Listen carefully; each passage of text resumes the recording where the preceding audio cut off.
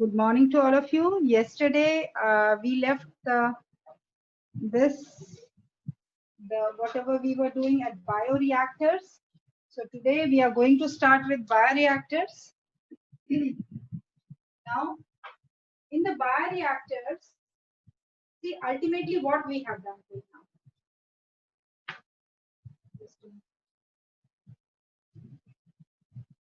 See till now what we have done is during the process till now what we have done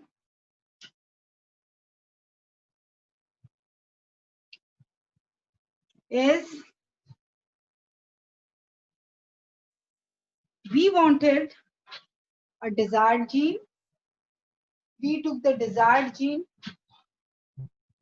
This desired gene was introduced in a plasmid, which acted as a vector. This acted as a vector. Then we selected for a competent host. And we introduced this into this. So the plasmid or the vector was introduced, which was a vector. It was introduced in the competent host. Now suppose the desired gene was of insulin. We need insulin. We need insulin to be produced so that the people who are suffering from diabetes, they can have it.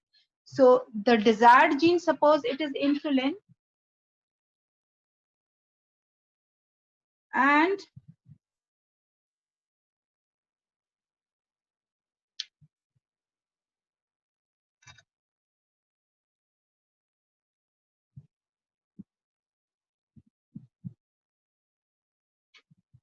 suppose this desired gene is insulin, and we have taken out the desired gene, which was a working gene, which was a correct gene, and that was introduced into a plasmid. This is the plasmid of E. coli, and here we have introduced our desired gene. This is the desired gene we have introduced. Then to this we have taken into the competent host. This is the competent host, which is say a bacteria, E. coli, and we have inserted this desired gene into this. Now this is just what we do like this. What we have got here, this recombinant DNA, which the desired gene which we have introduced through by making recombinant DNA into the host. Okay, now what will happen when this E. coli will multiply? It will make more of its number. Our desired gene will also multiply.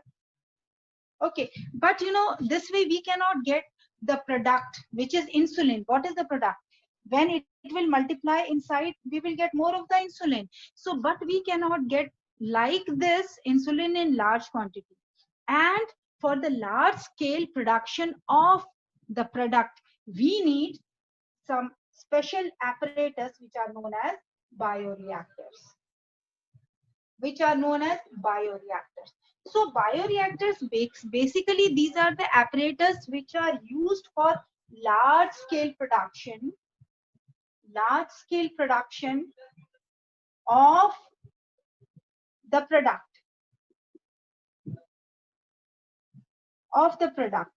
And here I have taken the example of insulin. We have taken insulin gene, we have introduced it into a plasmid. We have made this a recombinant DNA, and this recombinant DNA or rDNA has been introduced into the host. Now when the host multiplies, the desired gene will also multiply, and then that desired gene will undergo transcription, translation, and then produce the protein. And what is that protein?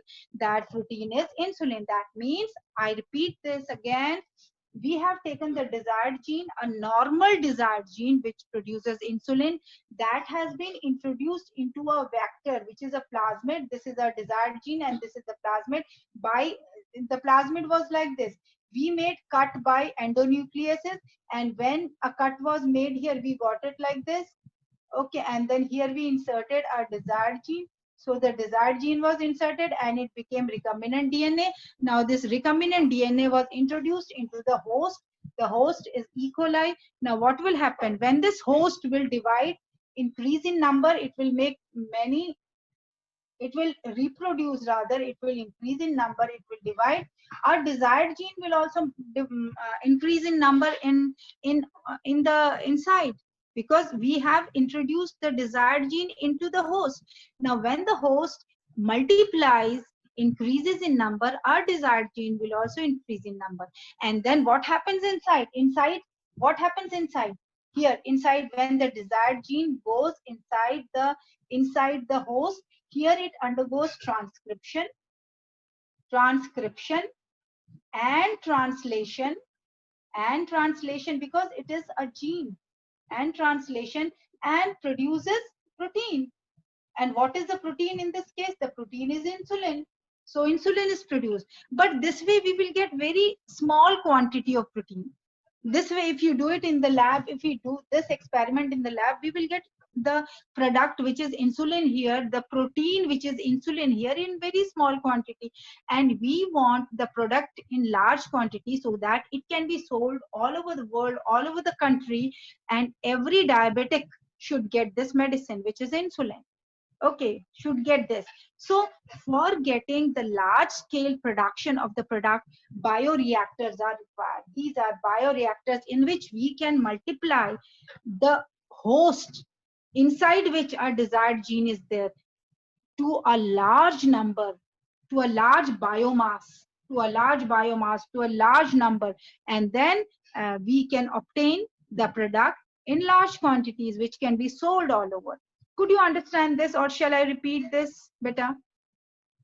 Could you understand this, or shall I repeat this? This was just a rough sketch of why the bioreactors are used. Yes, is it clear? Okay, so Nidhi is saying clear. To others, shall I? Okay, clear, fine. Yes, Amit Katoch. Yes, Sukhsahaj, Chitra. Okay. Okay. Vanshika, Simran, Karthik, Mitali. To everybody it is clear now? So this is what we are going to do. I repeat, for the students who are not sending me messages that they have understood, because it is just one set of people who send me message, that is Paras, Sukhsahaj, then Amit Katoch, then Chitra, then only few. Vanshika, yes, Vanshika is also included in the same set. Otherwise, or Sunidhi. Otherwise, I don't get the messages from other students.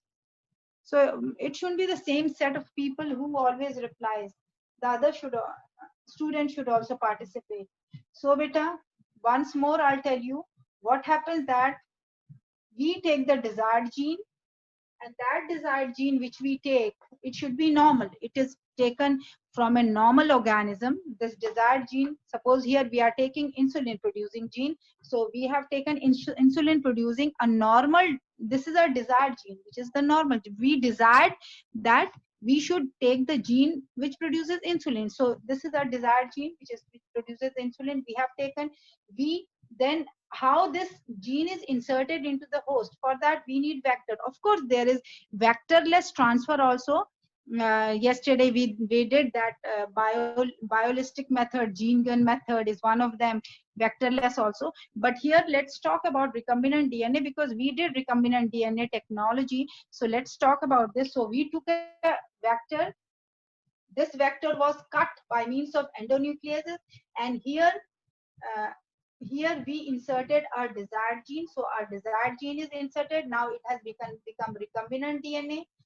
And you know that those selectable markers and all, if you remember, transformants.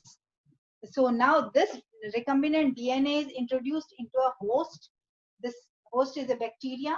So our recombinant DNA has been introduced here. This is recombinant DNA which we have introduced. Okay, and this is host in which it has been introduced. Now this has become transformant. We call it transformant. Why do we call it transformant?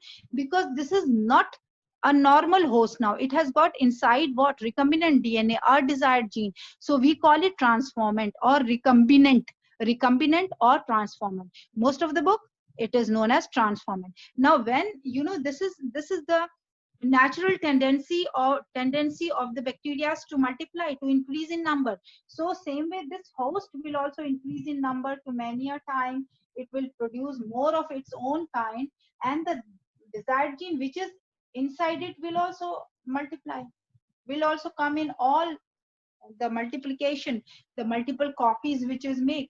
So we have got now so many desired genes.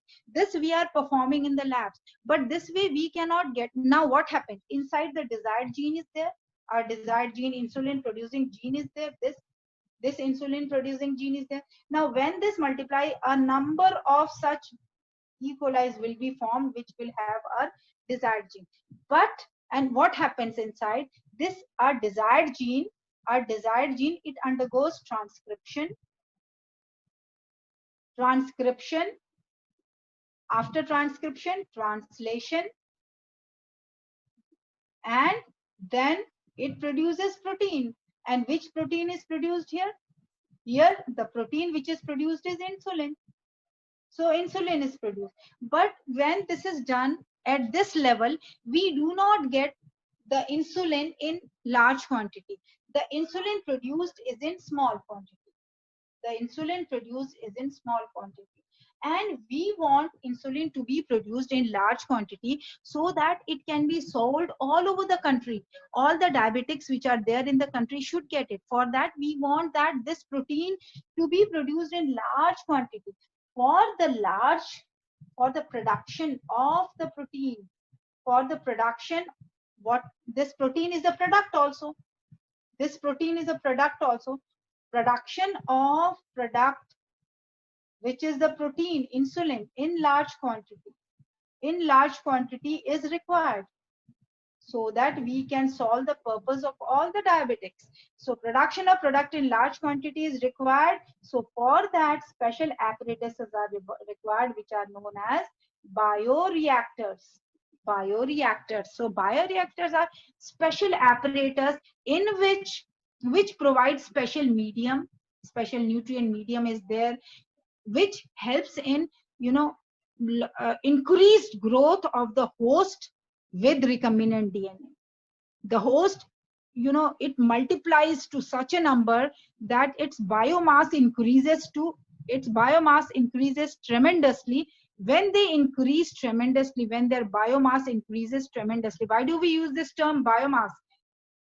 Where we cannot count in numbers, there are numerous bacteria are formed in these apparatus. And then when numerous bacteria are formed which have a desired gene, lot of insulin or lot of product is produced, and we get our product in large quantities. Now these bioreactors, which are special apparatus to produce our product in large quantities, are of two types. Which two types are these bioreactors are? This I'm going to tell you now. The two types of bioreactors. Now here.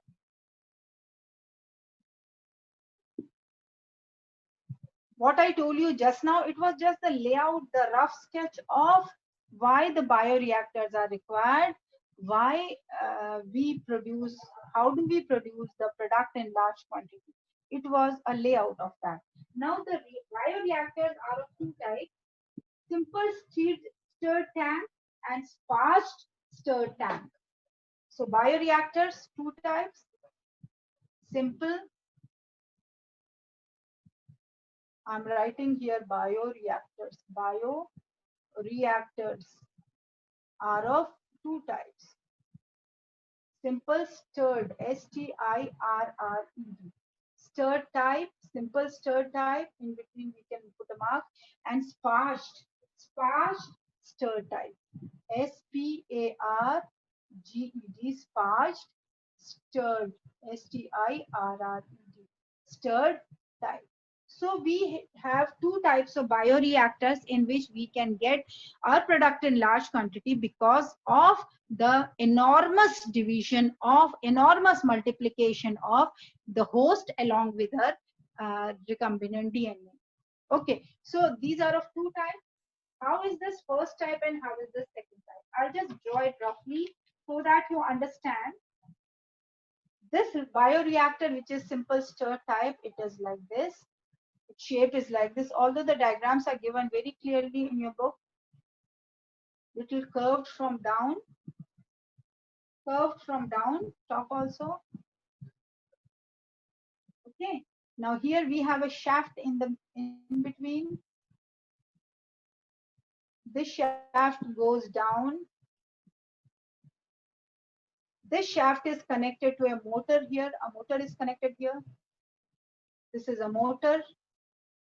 And here we have got, so that we come to know at what speed it is. This motor is rotating this. So this is a motor. This is a shaft which is connected to the motor. And now this shaft has plates. And these plates, or we call them plates or stirrers, this shaft has. So it has 3 to 4. Number 1 here. If you see in your book, it is given like this. These are some plates, stirrer plates are here.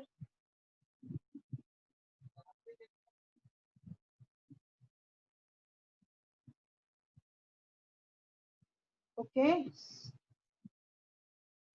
Then we have another set.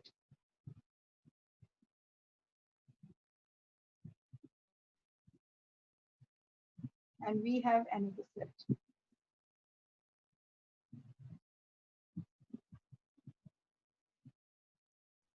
Okay, so we have these stirrers here, these plates, and then from here, this is the pH port. This we call as pH port. pH port. This is to provide the optimum pH. This port is here, so that we can add acid or bases if we want to, whatever pH we want. Then we have a temperature, a thermometer inserted here, just to find out the temperature. For temperature, what temperature this is here. This is filled with a nutrient medium. All over here there is a medium. This is a nutrient medium. Why the nutrient medium is required? This is nutrient medium. Why this nutrient medium is required? This nutrient medium is required because the E. coli will grow when it gets nutrient. So a nutrient medium is required for that. Then we have to take it out. We have an opening over here. Okay. Then we have this some here. It is jacketed. This is jacketed, this whole place, this whole container, to maintain the temperature. From here, steam goes in. This is an opening for steam, so that the whole thing is sterilized. Two things: to sterilize, because this is a nutrient medium. If this is not sterilized, other bacteria will also grow, which are non-transformant. So it should always be sterilized, so that non-transformant should not grow. Okay, then this is motor, as I have told you, MOTOR. Okay, this is for temperature, and this is jacketed, and this is to take it out. Now this is the nutrient medium which is supplied. Now what happens here? In the nutrient medium here, then what is added? What is added is known as inoculum. Inoculum. You know inoculum? But inoculum? Little of inoculum is added. You know what is inoculum? Yes, bache, inoculum. Where else you have done inoculum? Sewage treatment. In sewage treatment, you have done inoculum. Inoculum means this is the nutrient medium, a little of the substance, a little of material in which the E. coli with a recombinant DNA is there. A little, just like we put a spoon of yogurt if we want into the milk, if we want to make curd. Okay, we put little curd, a spoon of curd into the milk if you want to make curd. So that spoon of curd is the inoculum. So same way here, this is the nutrient medium, and what do we add? We add little of E. coli, which have a recombinant DNA inside. So that is added. Now, when that is added, the bacteria is getting enough nutrient here and enough supply of oxygen. Oxygen is there, enough nutrient medium is there. So what happens? It starts growing. It starts increasing in number. Now, this machine, it keeps on rotating so that the proper supply of oxygen is there, and the top thing, the inoculum should get mixed with the complete nutrient medium, and the bacteria flourish properly. Now what happens, this rotates, these plates rotates for mixing up. Now what happens about the froth, the broth gets collected. Now that foam which gets collected here, the foam gets collected here. This foam is taken care of by this set of plates. What do? They break the foam. What will happen if a thick layer of foam will get accumulated here?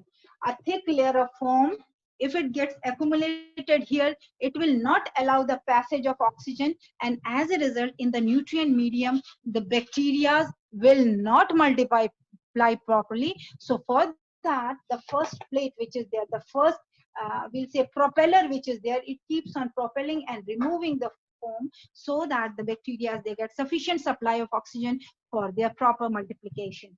Okay, so they increase in number. This way they increase in number, and finally what happens, this the optimum, see, for their growth, optimum temperature is required, optimum pH is required, which is maintained by these two ports. See, always the temperature is checked, whether the temperature is normal or not.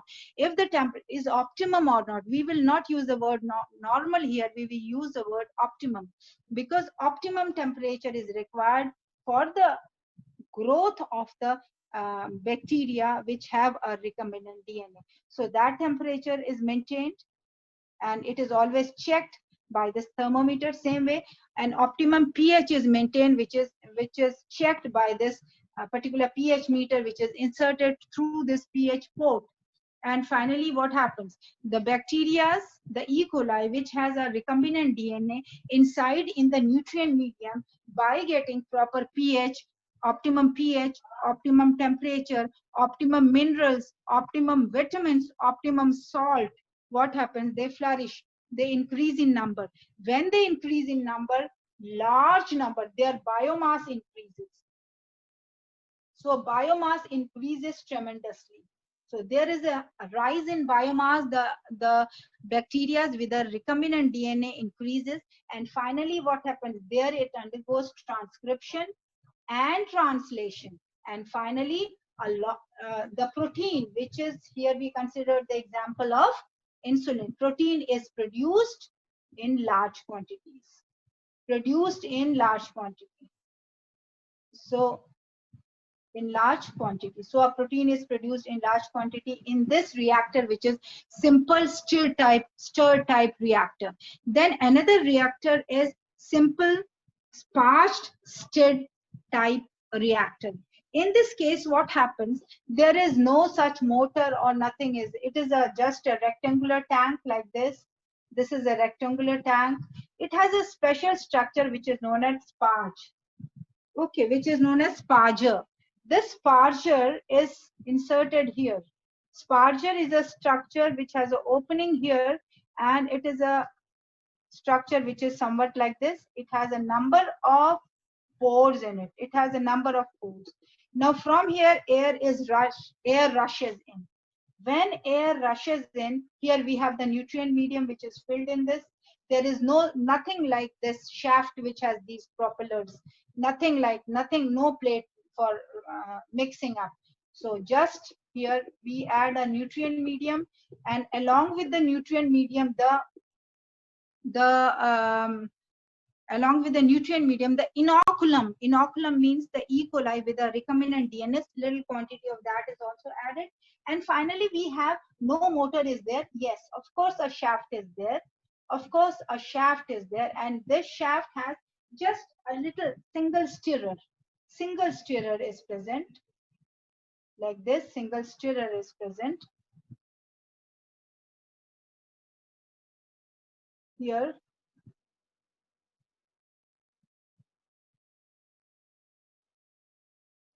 a single stirrer is present. From here, when the air rushes in through these pores, the air, moves into the water, and a lot of foam is formed.